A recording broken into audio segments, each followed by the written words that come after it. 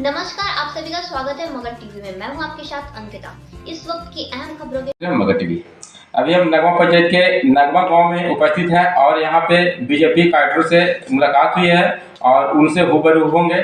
और ये बीजेपी का कट्टर समर्थक भी हैं और ये नगमा पंचायत का मुखिया भी हैं और बीजेपी का बहुत प्रिय सदस्य भी हैं। तो हम उनसे बात करेंगे और हमारे साथ एक और जुड़े हुए हैं जो जिला प्रवक्ता बीजेपी का हैं, उनसे भी बात करेंगे। लेकिन पहले नगमा मुखिया से बात करते हैं। बीजेपी का जो अभी लोकसभा चुनाव चल रही है और आप बीजेपी का बहुत अच्छा समर्थक हैं, उसका कैडर भी हैं और कार्यकर्ता भी हैं और नगमा पंचायत का मुखिया जनप्रतिनिधि यानी आपका पत्नी भी मुखिया से जीती हुई है।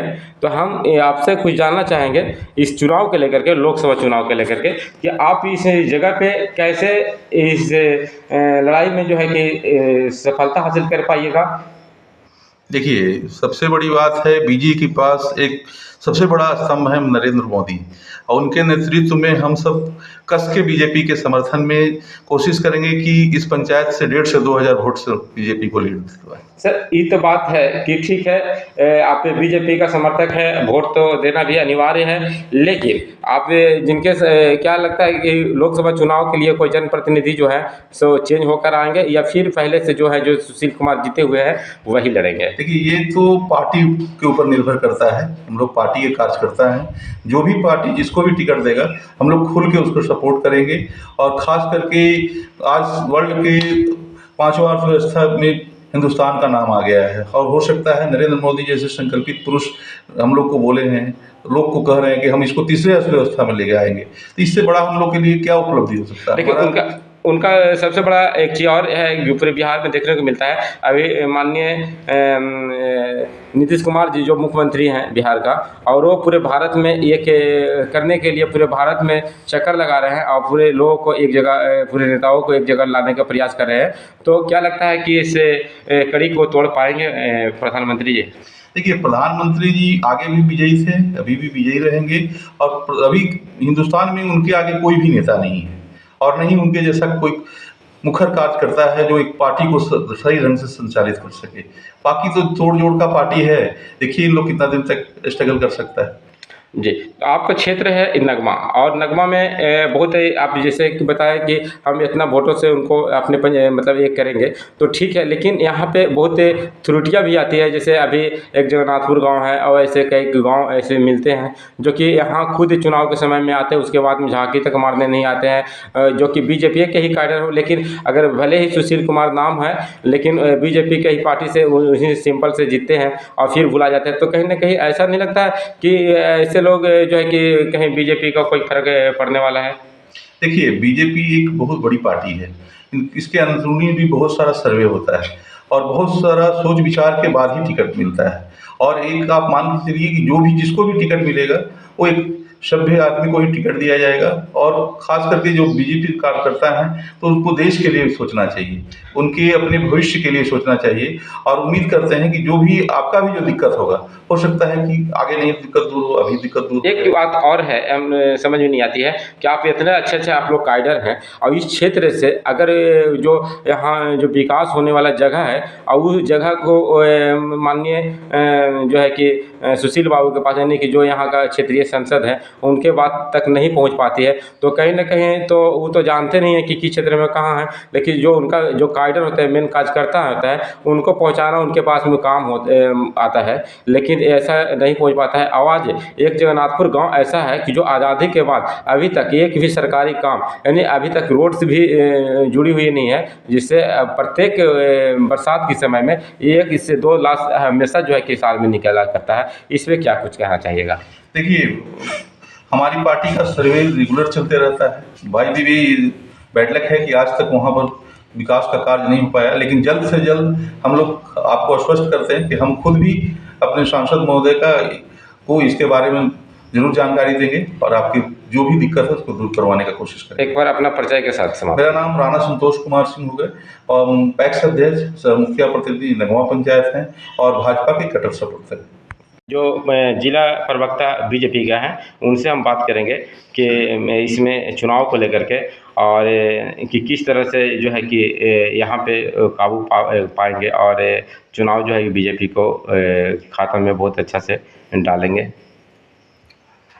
देखिए, जो आप बोल रहे हैं अभी, जिस चीज़ के बारे में आप बात कर रहे हैं चुनाव के बारे में, वो हम लोग को क्षमता नहीं है कि खाता बीजेपी के झोली में डाल दें। ये टोटल जनता इस लोकसभा क्षेत्र के, औरंगाबाद लोकसभा क्षेत्र के सारे जनता चाहती है कि भारतीय जनता पार्टी का एक एक मत जाए, क्योंकि सभी को काम दिखता है और जो दिखता है वही बिकता है। अभी आप जानते होंगे प्रधानमंत्री आवास योजना के तहत लगभग लोगों को छत मिला, जिनको नहीं मिला उनका अप्लाई हो रहा है, उनको भी छत मिलेगा। हर घर अन्न योजना, मतलब सभी व्यक्ति को कोई भूखा न रहे, इसलिए प्रधानमंत्री का जितना व्यवस्था चल रहा है, अन्न योजना, गरीब कल्याण अन्न योजना हो गया।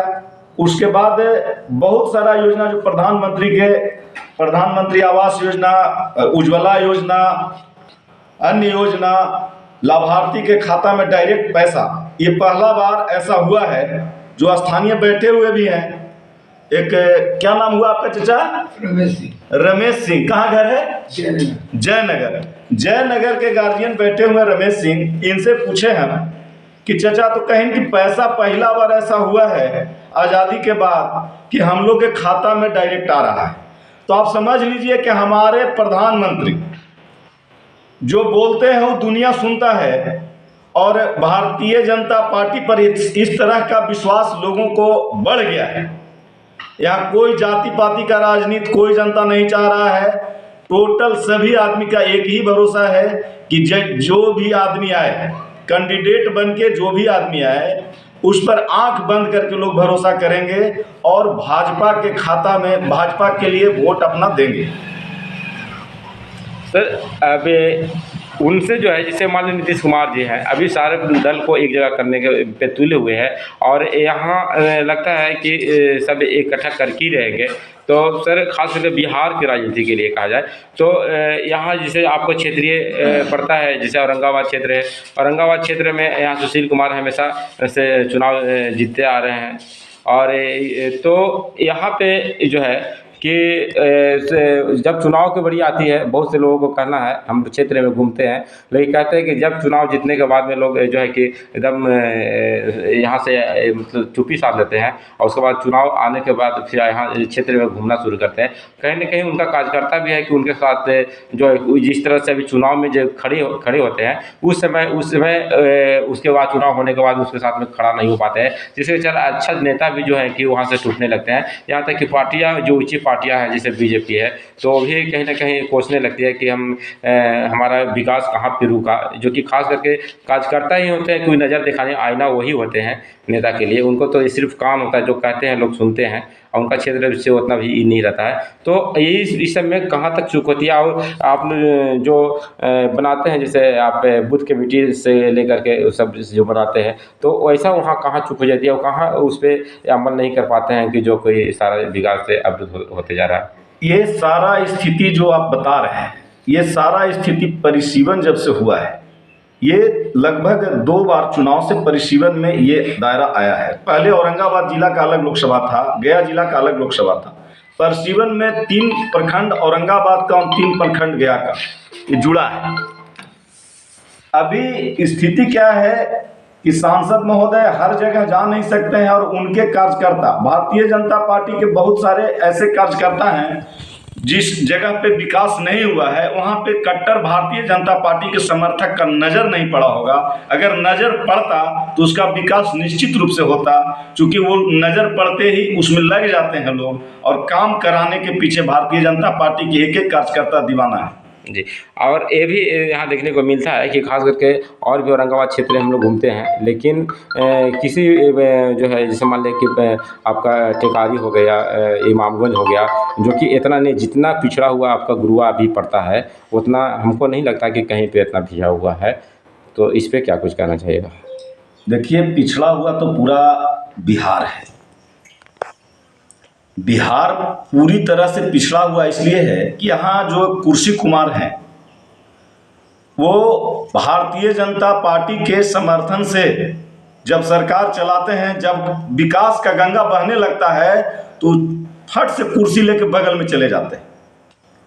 तो आप समझ रहे हैं कि सूबे में जब विकास का गंगा बहने लगता है, भारतीय जनता पार्टी का जब सरकार होता है, डबल इंजन का जब सरकार चलता है, तो निश्चित रूप से विकास का गंगा लगातार बहने लगता है। तो कुर्सी कुमार का अपना कुर्सी इतना प्यारा है कि किसी का नहीं सुनते हैं, कुर्सी के अलावा कुर्सी लेके बगल में शिफ्ट कर जाते हैं। ये टोटल दोष उन्हीं का है। चूंकि हमारे केंद्र से जो बिहार में विकास के लिए पैसा आता है, जब हमारे सरकार डबल इंजन का यहाँ होता है, भारतीय जनता पार्टी का सरकार होता है, तो निश्चित रूप से सुसज्जित ढंग से सिस्टम से सारा काम होता है। लेकिन वही सरकार जब जंगल राज में तब्दील होता है तो एक भी काम सिस्टम से नहीं होता है। चूंकि आज पंचायती राज का व्यवस्था है, आप जानते होंगे कि सारे मुखिया हड़ताल पर हैं। आप मुखिया को फंड आपके पास दिया हुआ है, उसको आप रिलीज नहीं कर रहे हैं, ये बंदर बांट नहीं है तो क्या है? ये पहले से क्यों नहीं था, अभी क्यों हुआ? तो आप सारा सिस्टम को समझिए। ये पूरी तरह से खेल जो है, जंगल राज का सरकार आने के बाद विकास का गति रुक जाता है। आप समझ रहे हैं कि कोई व्यक्ति 9th क्लास में पढ़ रहा है, बढ़िया टीचर उसको पढ़ा रहे हैं, बोर्ड का एग्जाम बाकी है, और अगर वो 9th क्लास के एग्जाम के 3 महीना पहले टीचर अच्छे वाले छुट्टी पर चले गए और टीचर गड़बड़ आ गए, तो उसका रिजल्ट भी क्या होगा ये आप जान सकते हैं।